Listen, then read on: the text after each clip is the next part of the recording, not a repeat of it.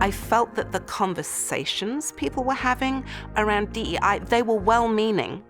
But what we've found about DEI is that well-meaning isn't enough.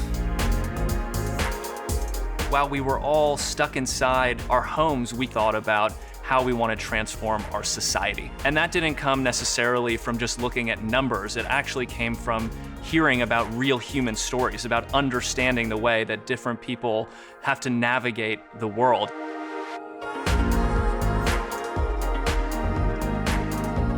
Scaling empathy. What does that mean?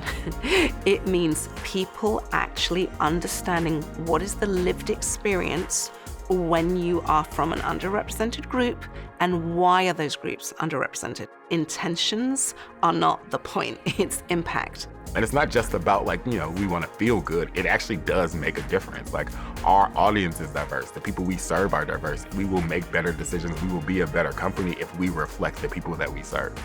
It's just facts.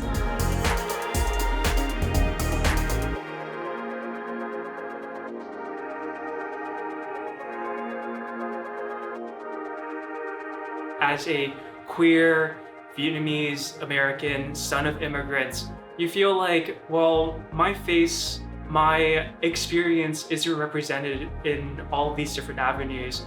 And that really does something to you. And for me, it really felt like I didn't belong.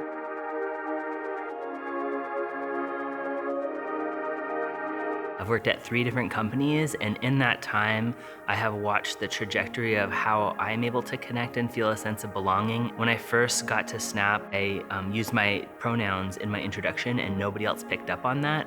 But if you fast forward to 3.5 years later, people will now say their pronouns as a norm, which is a really great way to feel included. We had to have a serious conversation about the realities of the experiences of Black folks, whether it's been police brutality through the years, whether it's been mistreatment through the years.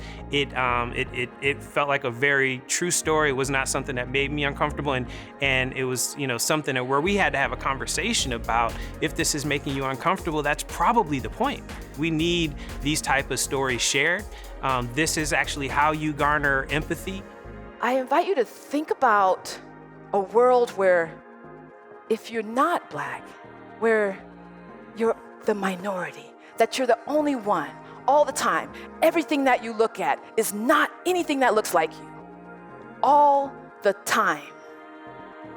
It can be jarring, but it can be so enlightening. I actually remember being 23 years old and saying, my aspiration is to be the general manager of a small division of a large company. That was my aspiration at 23. And the only reason that that was my aspiration is because it was the most senior job I had ever seen a woman do.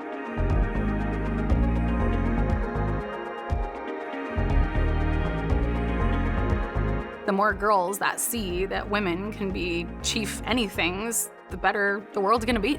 We have so many social justice conversations.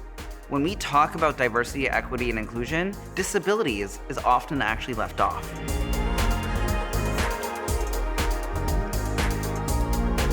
Disability, despite people's discomfort, is not a bad word. It's my word.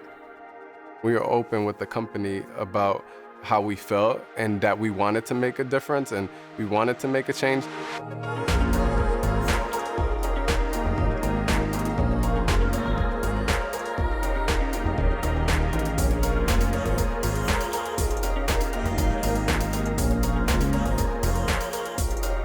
Hearing stories of colleagues who are afraid to take their dog on a walk because they might be attacked, or folks who've been looked over for promotions or other opportunities. By hearing those stories, we're able to better understand how we can build a company that can truly embrace all of the unique perspectives that comprise Snap. We are getting more global, and I've had the opportunity to lead this project on global consciousness, basically bridging empathy as we become a more and more global company.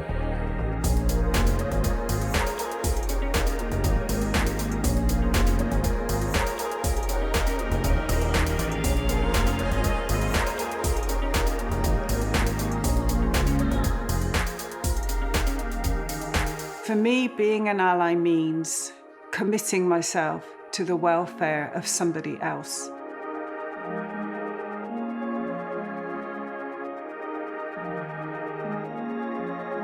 The notion of scaling empathy, like even saying those two words now, I feel a movement in me. When we create an environment where each person can be valued and celebrated and supported for who they are, our entire community benefits, everybody benefits. It's literally what the app itself was developed for, with things like no likes and no public comments, as well as bi-directional friendships and privacy by design and safety by design and the things that you think about all the time. You don't need a title to be a leader. It's something my mum taught me. She never had a title, she never had status. She changed so many people's lives. You don't need a title to be a leader, and nowhere is that more true than in the area of diversity, equity, and inclusion.